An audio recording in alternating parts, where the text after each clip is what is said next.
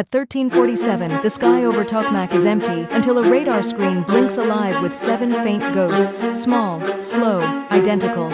And in minutes, those ghosts will pry open the seams of a layered air defense network built to stop wars. No warnings, no mercy, just math. Today's episode follows a single Ukrainian strike on Corsk Airfield, an attack designed less like a punch and more like a magic trick. Corsk shelters Russia's light aircraft fitted with door-mounted machine guns. Russian drone strikes burned down a rail station in central Ukraine overnight as Moscow launched another major assault. Flying hunters used to chase down Ukrainian reconnaissance drones. Ukraine wants those hunters gone, so 7 UJ-26 Beaver drones come in from the northwest, some to hit, some to distract, all to manipulate. A Buk and S operator has been staring at empty sky for 6 hours when his scope erupts. 7 traces of 42 kilometers scattered across 2 kilometers of airspace. No formation, no clean, confident tracks. Just flickers at the edge of detection. Carbon fiber and plastic don't behave like aluminum. They absorb radar energy, they vanish between sweeps, and then, right on cue, 2 drones begin climbing to 2,500 meters. Another starts transmitting on 915 megahertz, imitating reconnaissance downlinks to a sand crew.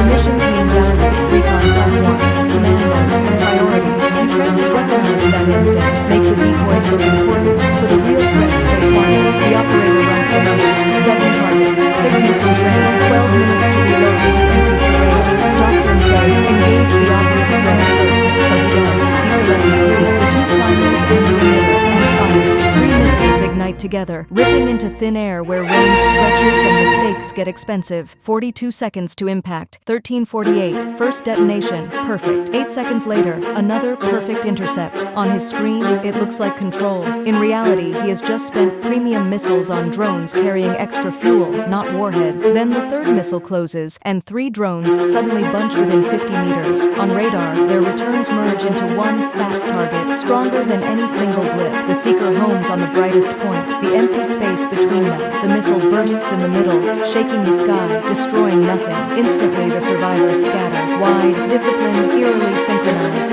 not reacting, executing. That's the unsettling part. They aren't dodging missiles, they're dodging habits. Ukrainian planners studied which targets Russia shoots first, timed typical intercepts, and coded evasive turns to trigger right after expected detonations. The handoff south should be automatic. Tracks shared every 2 seconds across the network, but correlation needs humans. Is your track 247 my track 091? 30 seconds vanish in debate. At 180 kilometers an hour, 30 seconds is a lifetime. The southern Buk battery inherits the chaos. 5 drones still inbound, spreading across kilometers of sky. Now comes the cruel choice: shoot at everything and sit defenseless during reload, or pick targets and gamble.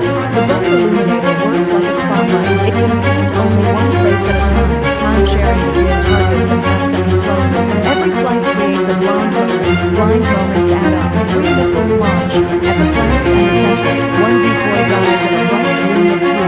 Another drone jitters violently. Climb, dive, climb. Never steady long enough for clean guidance. A proximity burst rattles it. It survives. 4 UJ-26 break through this layer, and these ones are armed, all below 500 meters, all 60 kilometers from Corsk. Now it's the S-300's turn. An S-300 operator has watched the fight unfold, jaw tight, as his Big Bird radar paints everything: airliners, helicopters, birds. But only 4 contacts matter. 2 follow the M18 highway like it's a drawn line on a map. The others flicker in and out as terrain masks them. They navigate silently, correcting inertial drift with cameras and landmarks, road edges, dams, stark geometric shapes. No radio, no GPS to jam, just quiet certainty. The S-300 engages a highway follower. This system was built for fast, high threats at long range, not slow drones hugging the earth. Its tracking logic expects big position changes. Small changes get smoothed away as noise. The target becomes slippery in a system designed for certainty. Still, a missile launches merely vertical, climbs, then arcs into a graceful, brutal dive. Beautiful physics that assumes the drone will be where math predicts. But Ukraine isn't fighting the missile, they're fighting the prediction. At the moment the operator expects commitment, the drone banks hard toward a reservoir. Preset timing, not panic. At Mach 6 speeds, the interceptor can't snap turn. It can only curve, wide and late. The seeker finds empty air. Before he can breathe, another drone climbs to 2,000 meters, bright, clean, begging to be shot. Too perfect, too obvious. He fires anyway, and while the S-300 jumps to 50 meters and slips along high-tension power lines. Steel towers and cables turn radar pulses into chaos. False returns everywhere. The drone's weak signature disappears like a whisper inside a thunderstorm. The bait dies. The trade is simple. A $30,000 drone for a $2 million missile, plus time for the real striker to vanish. More missiles launch blind at predicted points. More empty sky. 4 missiles spent. 1 drone destroyed. 3 armed drones still inbound. The operator calls Corsk directly.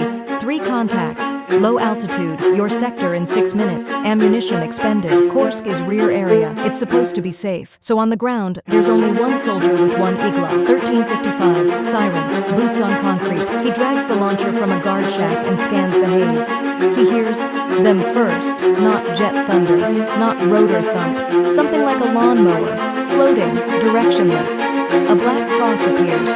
3 meters wide. 500 up. Closing at highway speed. He tries for a heat lock.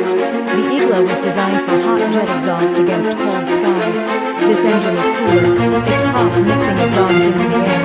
The tone stutters. Lock. No lock. Partial. Standing orders. Engage anything unidentified. He fires. Backblast kicks dust across the checkpoint. The seeker searches a wide cone of warm world.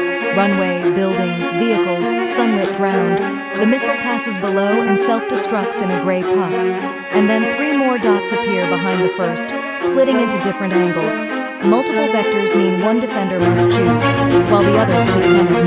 At 2 kilometers, the lead drone's cameras wake up on sweet parked aircraft. Ukraine knows where to look. Pilots posting videos, revenants labeled, schedules bragged about, commercial satellites filled the gaps, social media became reconnaissance. The drone finds a Yak 52 under heading, a small heading change, a steady hold, then a 60-degree dive. 13:56. Impact. A simple warhead, blast and fragmentation, detonates in the fuel. Fire doesn't explode like movies. It crushes and tears, then burns with violent pressure. The aircraft is consumed in seconds. A second drone, orbiting north, locks onto a Cessna's silhouette against the flames. Same math, same dive. 13:57. Impact, wing route, fuel, fire across the runway. Tactically, it's a few light aircraft. Strategically, it's airspace. Those planes were among the few practical counters to Ukrainian reconnaissance drones. Without them, Ukrainian eyes linger longer, spotting, guiding, striking. This wasn't just a drone raid, it was a demonstration that the most dangerous weapon isn't always explosive. Sometimes it's expectation. A Buk crew fired by the book because the enemy wrote the book's next page. An S-300 launched elegant physics because the enemy timed the turn. And on the ground, a soldier aimed a missile made for jets at a machine built to be barely warm, barely visible, barely there. War is getting cheaper on one side and more expensive on the other. And sometimes breaking a shield isn't about force. It's about convincing the shield to break itself. Bye for now.